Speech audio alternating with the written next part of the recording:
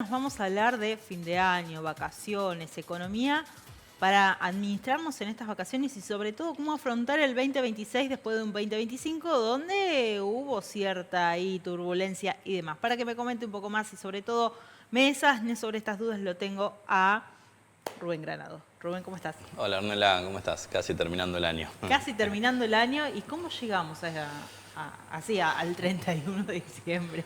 Sí. Bueno, sí, la verdad que fue un año de mucho, diríamos, reacomodamiento económico de todo tipo, político también, ¿no? Que generó, por lo menos hasta octubre, cierto, diríamos, movimiento en la economía que trajo intranquilidad, falta de un poco de previsibilidad, ¿no? De qué es lo que iba a pasar y todo eso. Hoy por ahí ya está un poco más claro el tema de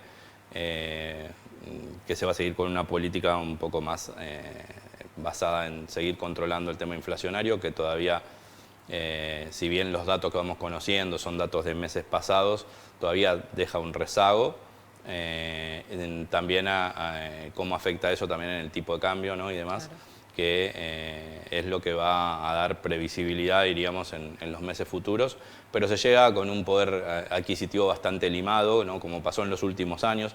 Quizás un diciembre un poco más tranquilo de lo que se podía esperar, pero sí en cuanto a poder adquisitivo todavía con algunas deudas, diríamos, de cómo se le devuelve poder de compra a la gente en una economía que fue ajustando, diríamos, desde 2024 hasta ahora, las variables como para que los números se corrijan, ¿no?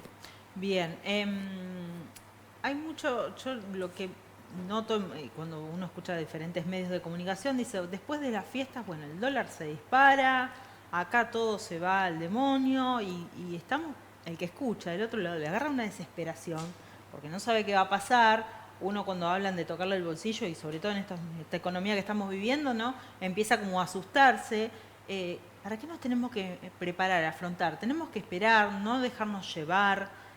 ¿Cómo podemos ponerle un poco de paños fríos a todo este momento que uno escucha y vive?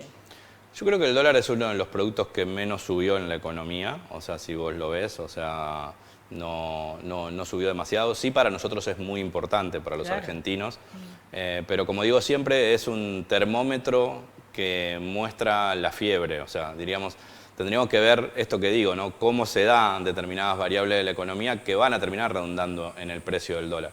Yo no veo una economía con grandes movimientos del tipo de cambio porque, diríamos, sí, ya se anunció, ¿no? Que el esquema que hasta ahora se trajo cambiario, a partir de enero va a empezar a actualizarse por inflación, las bandas desde donde se contiene el movimiento del tipo de cambio, desde donde interviene el Banco Central o no, pero eso no quiere decir que el dólar vaya al ritmo de las bandas. O sea, de hecho, habría que ver, ya pegó un saltito porque había quedado muy barato hasta octubre.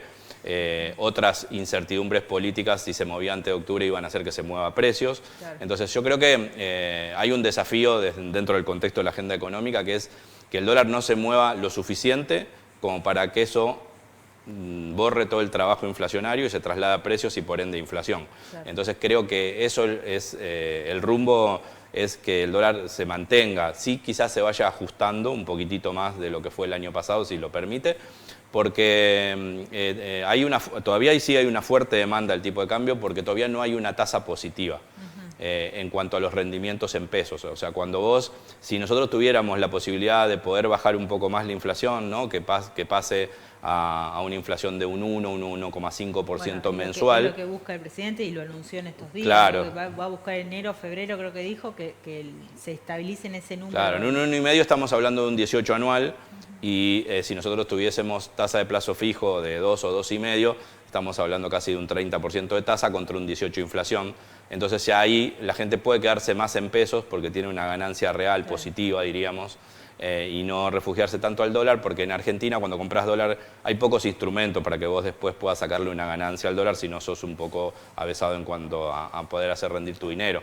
Entonces diríamos que lo comprás y lo dejás quieto contra la tasa en pesos. Si llega a haber una tasa positiva, diríamos que no debería haber grandes sorpresas con el tipo de cambio, simplemente ir acompañando el precio del resto de los precios de la economía, que también tiene que pasar, porque si no, como cualquier precio, cuando queda barato, la gente lo va a ir a buscar, ¿no? Bien, para ir redondeando un poco esto y pasar a otro tema, digamos que va a ser un 2026 tranquilo a comparación de lo que fue este 2025, que tuvimos elecciones en el medio y un poco lo que mencionaste vos al comienzo, ¿no? ¿Va a ser más tranquilo? Yo ¿Tenemos que ir creo con que, diríamos, es una buena oportunidad para que, despejada la incertidumbre política, por lo menos que tuvo el 2025, 2026 sea un año de consolidación de rumbo, ¿no? Entonces ahí creo que todo lo que pase con la reforma fiscal, tributaria, laboral y demás, dará contexto también al resto de lo que pase con el resto de la economía, entre ellos variables como la inflación. El presupuesto la pone en torno a un 10-11%, va a ser entre 17 y 20, pero sería una inflación razonable, entre 1,5 y 2, eso que estamos hablando.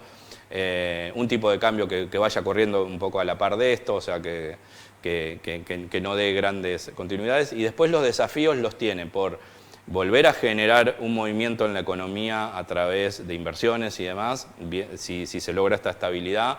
Y también tiene muchos desafíos en cuanto a poder generar reservas, porque hay vencimientos de deuda.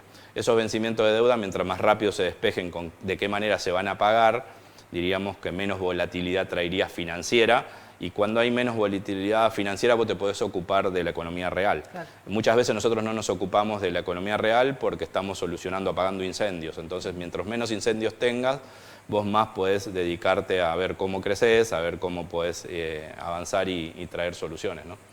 Bien, bueno, mientras sucede todo esto que acabas de mencionar, nos tenemos que ir de vacaciones. Exacto. Es un tema. ¿Y cómo hacemos para administrar nuestras vacaciones? ¿Qué nos conviene más? ¿Argentina? ¿Un país?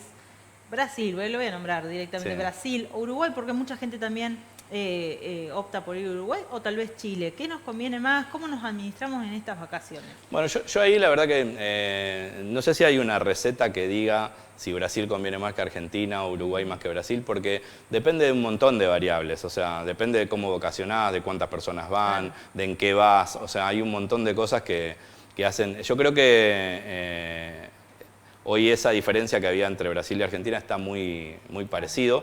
Depende también, creo que una de las variables más grandes para Brasil es cómo saques tus pasajes aéreos. O sea, el aéreo es el que más impacta, la comida es más barata que acá, los hoteles andan bastante parecidos. Un hotel en Brasil vos lo vas a tener entre los $80 hasta 200, 190, 200 dólares, un buen hotel ya con más prestaciones.